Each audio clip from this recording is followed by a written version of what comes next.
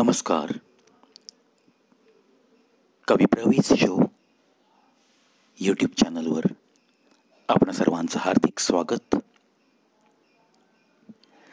आज आपण बोलूयात थोडंसं दुःखाबाबत. या जगात असा कोणीच नाही की ज्याला काही दुःख नाही, की ज्याने काही यातना भोगल्याच नाहीत. जगी सर्व सुखी असा कोण आहे? त्यामुळं ज्याला दुःख आहे त्यांनी त्या दुःखाचं अवडंबर माजवणं कितपत योग्य आहे? आपलं शारीरिक मानसिक दुःख कसंही असो, कितीही असो, ते व्यक्त करण्याच्या योग्य त्या जागा, वेळा असं सारं काही ठरलेलं असतं. दुःख व्यक्त करण्याच्या मर्यादाही असतात. हे ज्यांना समजत नाही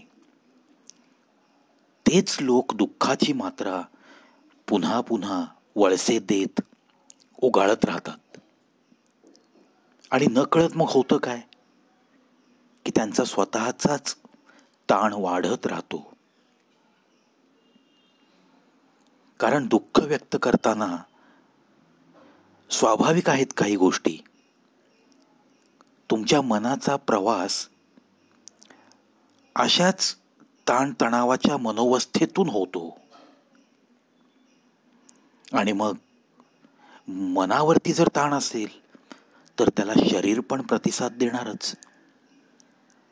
मग रक्तदाब वाढणं आलं, तुम्हाला घाम फुटणं आलं, अंगावर काटे येऊ शकतात, हातापायांना बधिरता येऊ शकते, मुंग्या येऊ शकतात. तर हे सगळं काही अंशी तुमच्या शरीरात बदल दिसून येतात जेव्हा तुम्ही तुमचं दुःख कोणाला तरी सांगता. तेव्हा इथं मनाची धारणा महत्वाची असते. दुःख व्यक्त करायचं केव्हा, गिळायचं केव्हा, त्या नकोशा अनुभवाला शक्य तेवढं तटस्थपणे दूर सारायचं केव्हा, यावर चिंतन झालेलं असणं गरजेचं असतं. स्वदुःखाच्या तीव्र जाणीवेकडून परदुःखाच्या सहज जाणीवेपर्यंत दुःखाचा प्रवास होण्याइतकी प्रगल्भता कमवावी लागते. अशी प्रगल्भता खूपच थोड्या व्यक्तींमध्ये दिसून येते. स्वतःच्या मनाला एक समजावता आलं पाहिजे की स्वतःच्या दुःखापेक्षा जगात खूप मोठं दुःख आहे. ते व्यापक दुःख माहीत असणं हे जसं स्वदुःखात रुतलेल्या माणसाला बाहेर पडण्यासाठी आधारभूत ठरतं, तसंच आपलं दुःख कुरवाळण्याची फुरसतच नसणं हेही या बाबतीत किती खरं आहे. माणसाचं वय काय आहे, तो कशा प्रकृतीचा आहे हे महत्वाचं नाहीये. मुख्य गोष्ट अशी आहे की निष्क्रियता ही त्या त्या माणसाच्या इवल्याशा वेदनेलाही आभाळा इतकी बनवते.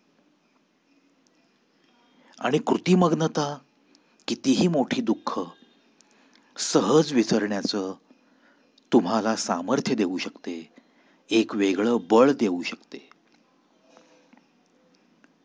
दुःख दुःख कुरवाळत बसण्यापेक्षा दुःखाला पण एक प्रेरक शक्ती मानता आलं पाहिजे. दुःखाचं प्रदर्शन न करता ते तुम्हाला अन्नासारखं पचवता आलं पाहिजे. तेव्हाच त्यातून तुम्हाला आपोआप एक प्रकारचं पोषण मिळून जातं. तुम्हाला दुःख सहन करण्याची ताकद मिळून जाते. दुःखाला सामोरं जाण्याची एक वेगळी शक्ती प्राप्त होते. म्हणून मित्रांनो, एक हिंदी गाणं पण आहे, दुनिया में कितना गम है मेरा तो कम है. बिल्कुल सही है. उस गाने की ये पंक्ति जरूर याद रखो. आपण सगळ्यांनीच ही ओळ लक्षात ठेवूया. म्हणून स्वतःचं दुःख खूप मोठं आहे हा भ्रमच मनातनं काढून टाका आणि पहा काय गंमत होते ती. तुम्ही छान जगायला लागता. तुम्ही त्या दुःखाला कुरवाळण्यापेक्षा त्या दुःखातून बाहेर पडण्यास स्वतःच स्वतःला मदत करू लागता आणि स्वाभाविकपणे एक छान जीवन जगायला लागता. जीवन हा सुखदुःखाचा खेळच आहे, ऊन सावलीचा खेळ आहे. त्यामुळं जीवनाकडं तुम्ही सकारात्मक दृष्टीनंच पाहिलं पाहिजे.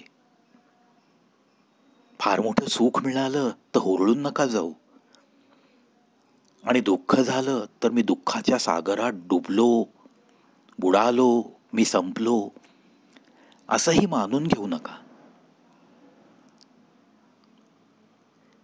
चला तर स्वतःचं दुःख थोडंसं लपवून ठेवूया, चेहऱ्यावर थोडंसं हास्य मिरवूयात आणि छान जगण्याचा प्रयत्न करूयात.